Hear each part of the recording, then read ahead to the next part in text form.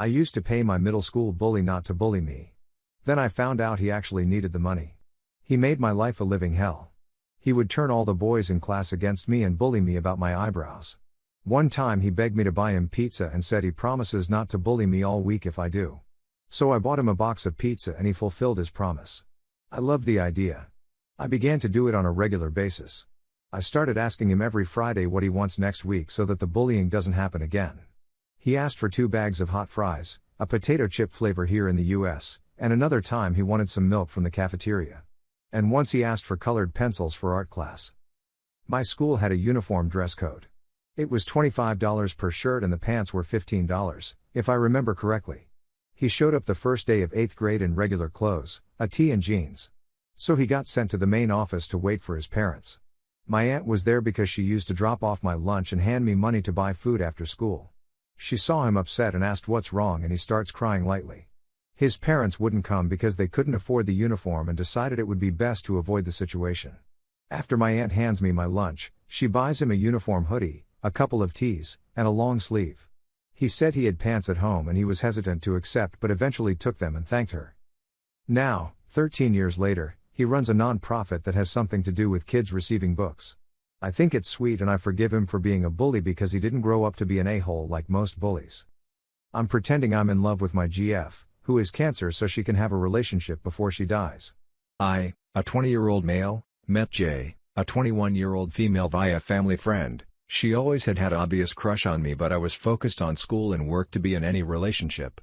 Back in 2019 she was diagnosed with leukemia which took our whole family and neighborhood by shock. 3 years later and the cancer has gotten worse and at a small get-together she confessed to my cousin that her biggest regret was not being in any relationship her entire life.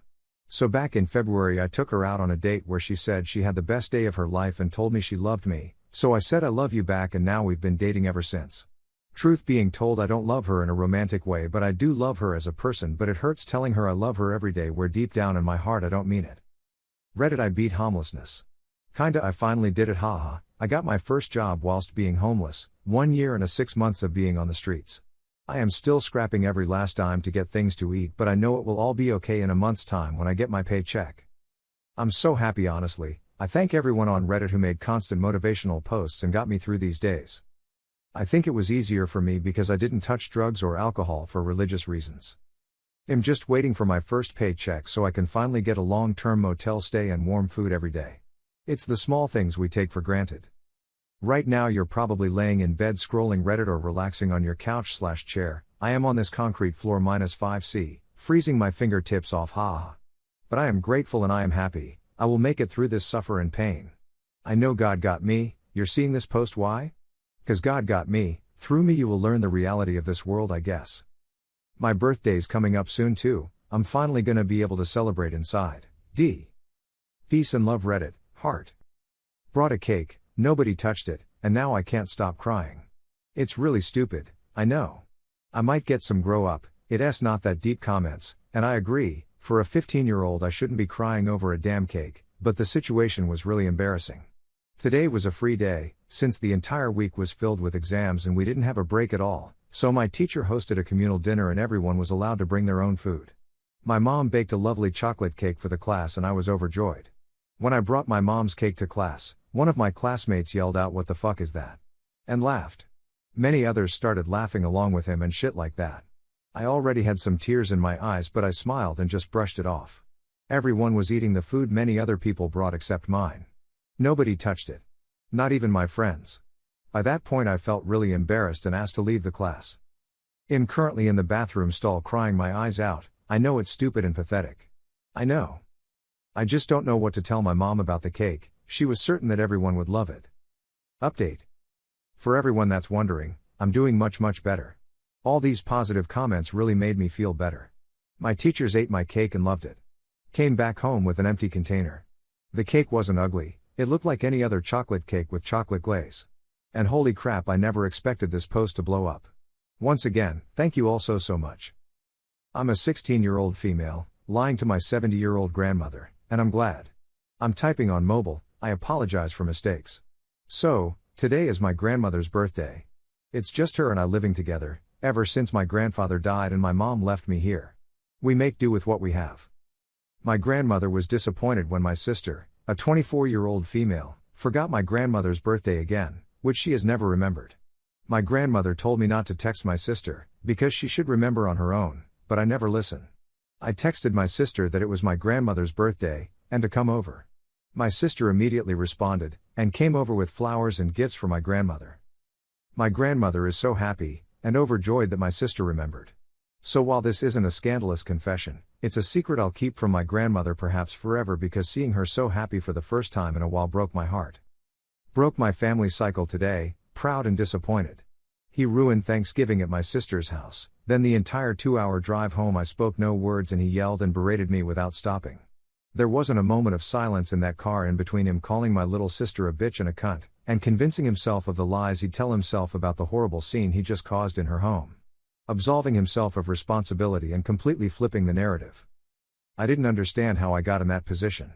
How I had been with him for a year and a half and never seen him do something so chaotic and evil and hurtful and crazy, I don't know.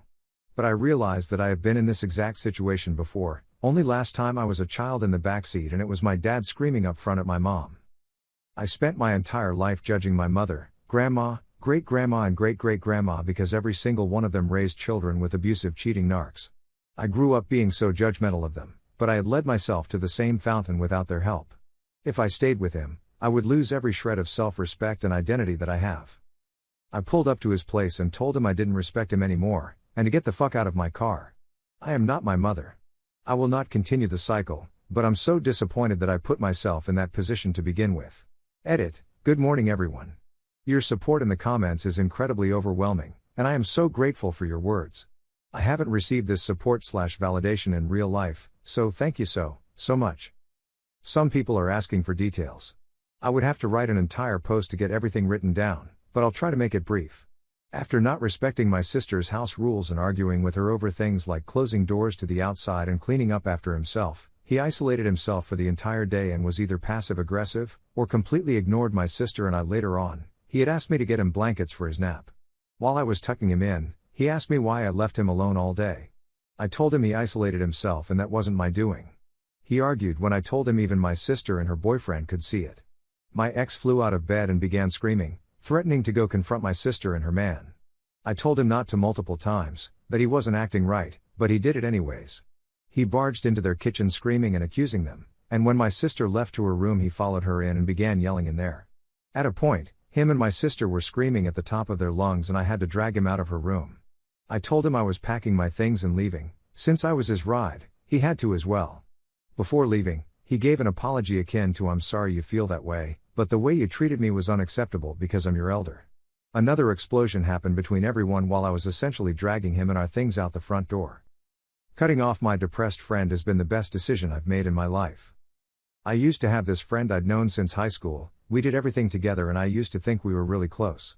She'd had depression for as long as I'd known her, but it only started worsening once she entered college. And when it did, I bent over backwards to try and help her. Came over to her house several times a week to clean up the place. Did her grocery shopping and cooked for her when she couldn't find the energy to do it herself. Went to the classes she skipped and took notes for her so she wouldn't fall behind. Helped her study for all of her finals. Offered a listening ear whenever she needed it. Fuck, I even offered to pay some of her college tuition at one point. Where I live, college isn't obnoxiously expensive, but still. And despite all this, I never heard even a single "thank you." I was always the only one initiating conversations, always the one making plans, always the only one putting any sort of effort whatsoever into our friendship. And at first I didn't think much of it, since I figured those things were hard for someone dealing with depression. But then I got sick, and had to have an unexpected surgery that took me a few good months to fully recover from. It took a huge toll on me, both emotionally and financially, and fucked me over in ways I can't even begin to explain.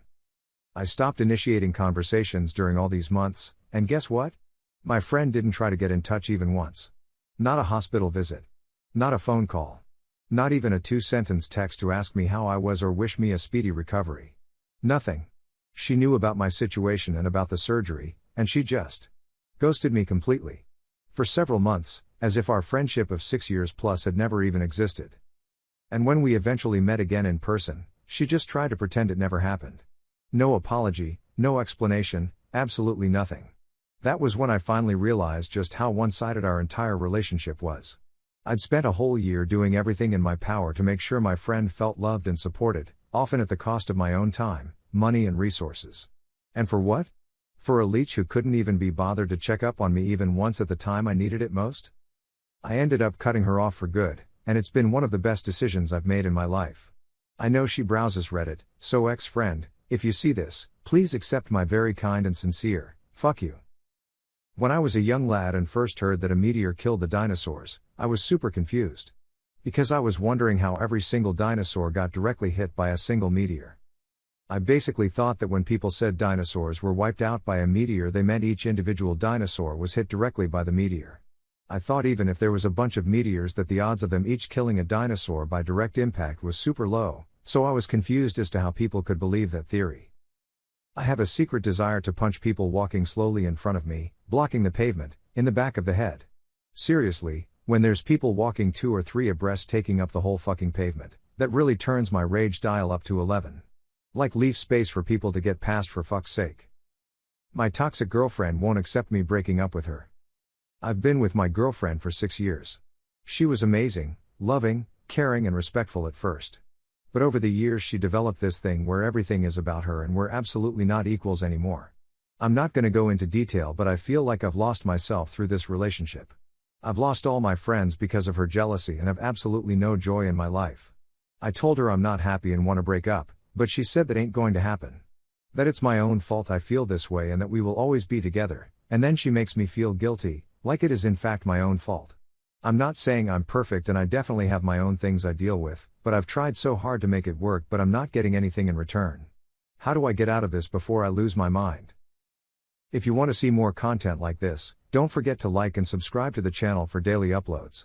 After you've done that, check out one of our other videos.